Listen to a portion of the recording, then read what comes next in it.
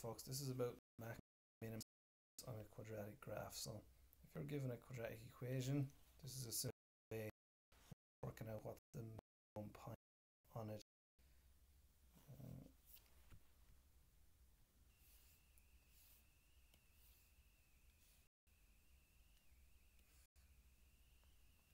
So obviously a quadratic always looks something like that. So that would be where the x squared is, the coefficient of the x squared is positive, and then if you want this, the coefficient of the x squared is negative. So obviously that one's going to have a maximum point up around there somewhere. The other one would have a minimum point. So a quadratic would always have either a maximum point or a minimum point. So this is a way of working out what it is. So completing the square there, completing the square is really important. Comes up part of the course as well. So being able to complete the square, and I'm going to go over what to do there. So you take the x coefficient, you don't add it on and subtract it from the equation. This will create the perfect square. So it sounds complicated, but it's I'm going to go through. So what you're taking what's in front of the x, so it'll always be the middle thing, basically the middle coefficient. Really, it's not the in front of the x squared, the term by itself. The first thing in front of x is the minus 8, so I'm going to take that minus 8, and then I'm just going to divide it by 2, which will give me minus 4, and then I'm going to square it. So if I square minus 4, I get 16. So just divided it by 2 and then squared it, and that's what you always do. You just have to remember that. So I'm going to write it out again here now, the equation. So x squared minus 8x, and I'm going to add on 16 in a different color.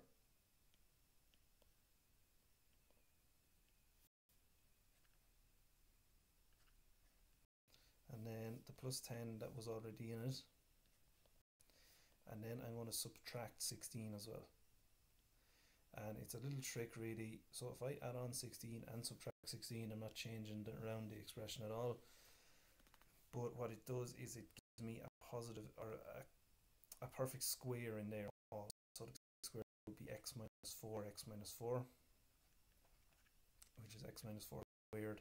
And if you were to square out that x minus 4, you would get x squared minus 8x plus 16 back. And then if you just focus on the 10 plus 6, I can do 10 take away 16, that just gives me minus 6. So there, I've completed the square. That's the completing the square bit done.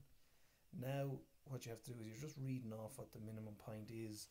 So if you're looking here, if it was x plus a squared, the minimum or maximum point would be the opposite sign of whatever is in the a part. So we're always going to take the opposite sign of that, and then we're going to take the same sign of what is out here. So if that's b out there, then it's b. The y coefficient will be, or the y part will be. So with this one, I'm taking the opposite sign of what's inside the bracket. So that's minus 4 becomes 4, and then I just take the normal sign of what's out here. So here it's a minus 6. And that is the minimum point then of that quadratic. So there's a good bit in that. So let's do another one. Now for the next one, you'll notice that we've got a 4 in front of the x squared. So we actually need the x squared by itself, like in the first one, in order to complete the square. So I'm going to factorize out the 4 out of all of the terms there. So it will be x squared plus x plus 2 over 4, which is a half.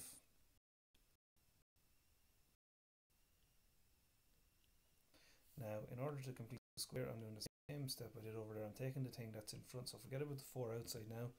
We're just focusing on what's in here. So if I'm taking what's in front of the x, it's a 1 in there. So I'm just taking 1. I'm going to divide that by 2, which will give me a half, and then I'm going to square it. So that would give me 1 over 4. So my 1 over 4, that's the magic number here. I'm going to add that on and subtract it. So we get 4 on the outside still. X squared plus 1x plus 1 4.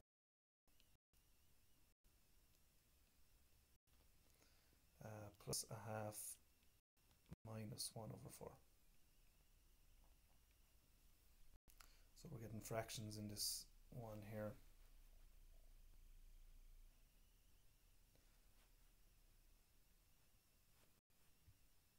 So first on the outside, so the perfect square then for the first one, or for this one, would be the x plus a half. So if you were to square out that x plus a half, do double brackets, you should get x squared plus 1x plus a quarter back. And then plus a half minus a quarter, well, that's just going to be plus a quarter.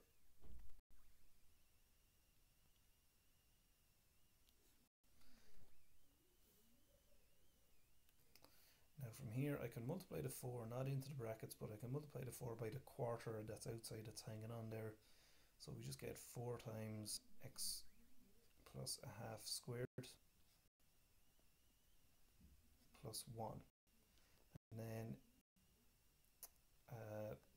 you can see then that the minimum point on it has to be the 1.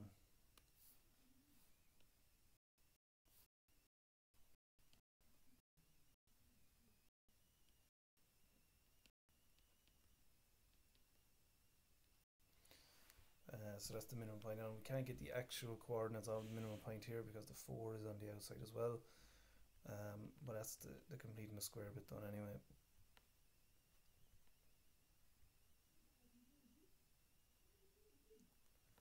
Right, here's another example then. So now we've got x squared plus 4x. So there's a lot of writing here, but it just means we're going to be doing the same thing again. So I'm taking the thing that's in front of the x, which is 4 this time. I'll do it over here. And I'm going to divide that by 2 first of all, which will give me 2. And then I'm going to square it, which will give me 4. So 4 is the thing that I'm adding on and subtracting in this one. So we're going to get x squared plus 4x plus 4 plus 1 minus 4. So I've added on 4 and subtracted 4. And the first big perfect square is going to get x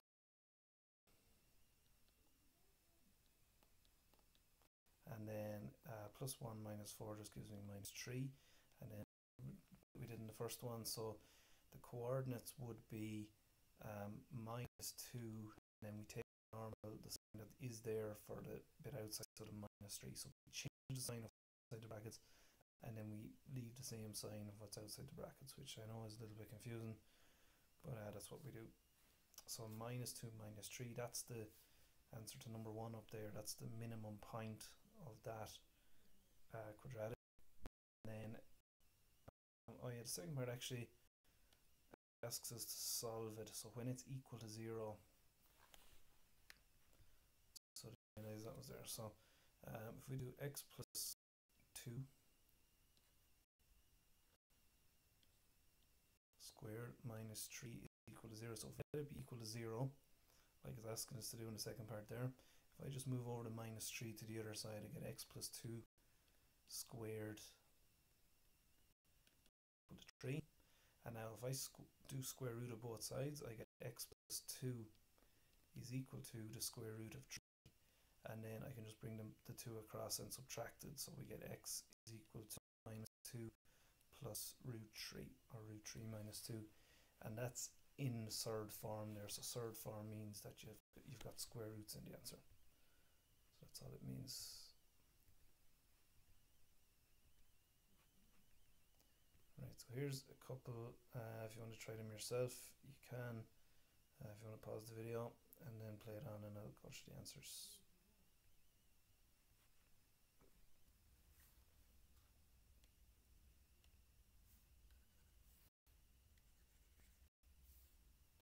Right, so I shouldn't really have the equals 0 bit there.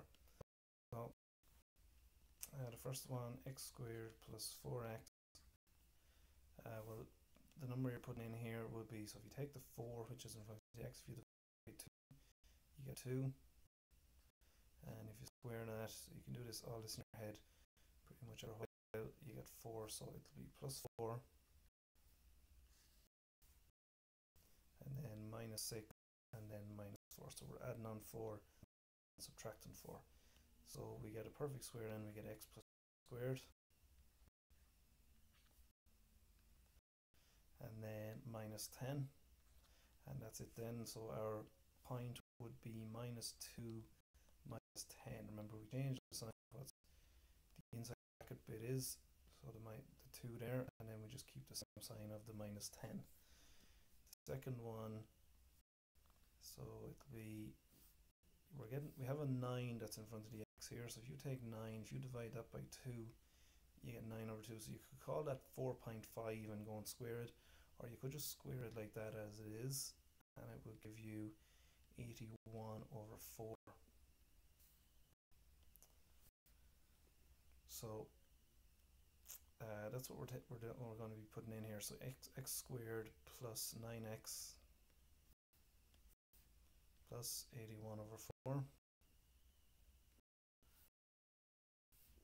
plus 4 minus 81.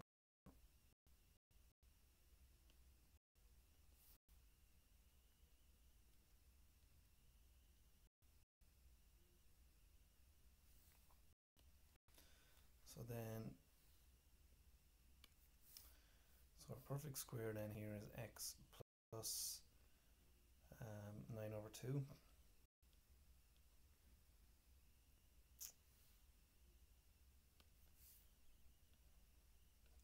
And we actually get minus 65 over 4 when we do 4 minus 81 over 4. So that's it then. So our pi then will be minus 9 over 2 and minus 65 over 4. And you could have done it with decimals either, but it gets a little bit more tricky. It's probably just easier do it that way.